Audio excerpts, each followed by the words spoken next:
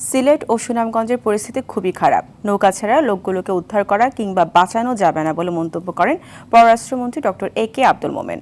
দুপুরে foreign service একাডেমিতে Bangladesh private medical college অ্যাসোসিয়েশনের ত্রাণ হস্তান্তর অনুষ্ঠানে এই কথা বলেন তিনি। এই সময় তিনি বলেন, পর্যাপ্ত পরিমাণ ত্রাণ থাকলেও রান্নার পর্যাপ্ত ব্যবস্থা নেই। এই পরিস্থিতিতে কে রান্না করবে, কোথায় রান্না হবে, এটাই এখন সংকট। অনুষ্ঠানে বিপিএমসি এর উদ্যোগে 50,000 প্যাকেট শুকনো খাবার ও জীবন ধারণের জরুরি সামগ্রী মন্ত্রীর কাছে হস্তান্তর করা হয়।